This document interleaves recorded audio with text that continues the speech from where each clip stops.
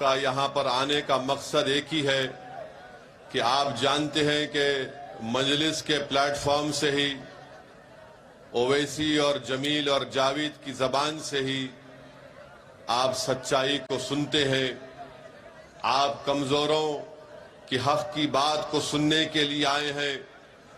आप मज़लूमों के इंसाफ के लिए आप यहाँ पर आए हैं। आप जालिम हुक्मरानों को एक पैगाम देने के लिए आप यहाँ पर आए हैं। मैं आपका शुक्रिया अदा करता हूँ, क्योंकि मजलिस के प्लेटफॉर्म से हमने हमेशा से पिछले 65 साल से कमज़ोरों की लड़ाई लड़ी है। और जब मजलिस कमज़ोरों की लड़ाई लड़ती है तो मजलिस ये नहीं देखती कि कमज़ोर का ताल्लुक़ किस बरादरी से है, किस समुदाय से है, किस मज़हब से है। मजलिस का मानना यह है कि जो कमज़ोर है वो असदुद्दीन ओवैसी की आंख में मजबूत है। मजलिस का मानना यह है कि हुक्मरान चाहे कोई भी हो, चाहे दिल्ली का प्रधानमंत्री हो या राजस्थान का मुख्यमंत्री हो, के लिए काम नहीं, इंसाफ नहीं। मजलिस इनके आई है और मजलिस खड़ी होती रहेगी। मेरे अजीज दोस्तों और बुजुर्गों, मजलिस का प्लेटफॉर्म सच्चाई और हक की आवाज बुलंद करने का प्लेटफॉर्म है। मजलिस का प्लेटफॉर्म किसी की चापलूसी करना या फिर किसी हुक्मरान के आगे घुटने टेक देना या फिर उनकी खुशामद करना, यह मजलिस का प्लेटफॉर्म नहीं बना है, ना कभी बनेगा इंशाअल्लाह ताला। मेरे अजीज दोस्तों और बुजुर्गों, आप जानते हैं कि अभी आप और हमने हमारे भाई उदाराम मेघवाल साहब से सुना कि कैसे आज राजस्थान में और पूरे देश में दलित समाज को परेशान किया जा रहा है।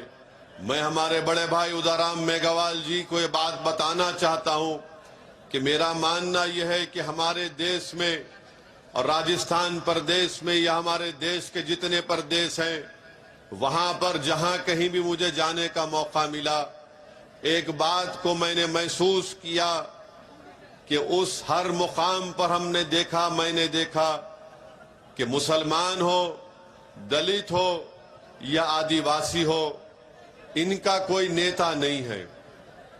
इनके पास इनका कोई नेता नहीं है। और जब चुनाव आता है तो मुसलमान हो, दलित हो, आदिवासी हो, सबसे ज्यादा अगर कोई वोट डालता है तो मुसलमान, दलित और आदिवासी वोट डालता है।